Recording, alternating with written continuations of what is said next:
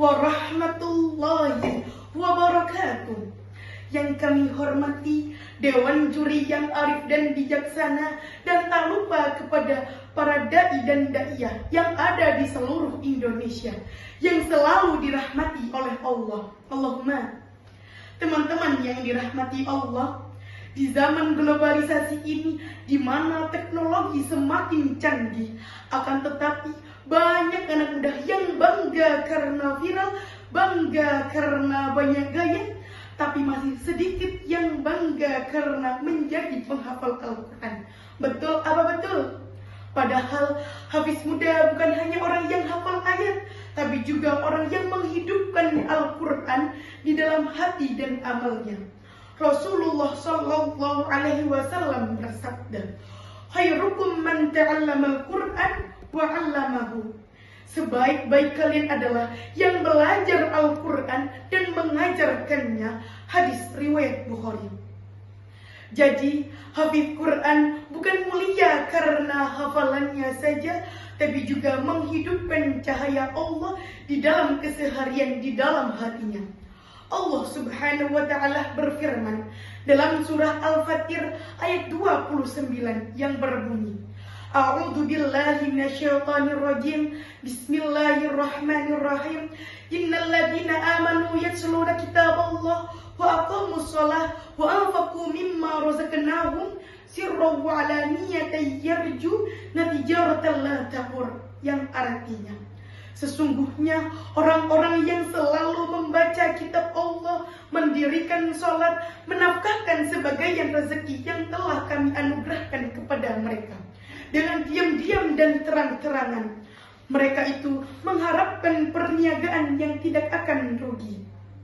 Artinya, orang yang dekat dengan Al-Quran akan selalu diberkahi dan tidak akan rugi dunia dan akhir. Alhamdulillah. Teman-teman yang dirahmati Allah, kenapa Hafiz disebut menjadi bintang keluarga di surga? Karena dari hafalan dan amalnya, Allah akan selalu memuliakan keluarganya. Rasulullah Shallallahu Alaihi Wasallam bersabda, "Yuqalu li sahibil Quran, iqra warqa warattil kama kunta turattil fid dunya."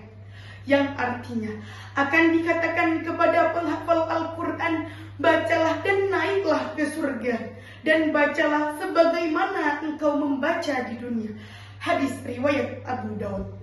Akan disebutkan pula, kedua orang dari penghafal Al-Quran akan diberikan mahkota kemuliaan yang cahayanya lebih terang dari matahari. Masya Allah. Jadi, hafiz muda bukan hanya menyinari dirinya sendiri, tapi juga menyinari keluarganya kelak di dunia dan di akhirat. Hadirin, kalau ingin membalas kasih sayang orang tua, bukan cuma dengan kata-kata, tapi juga dengan menghadiahkan hafalan dan akhlak Qur'ani. Karena hafiz sejati bukan hafal ayat, tapi juga menghidupkan ayat dalam perilaku dan akhlaknya. Teman-teman yang dirahmati oleh Allah, ada kisah tentang hafiz kecil yang bernama Ahmad.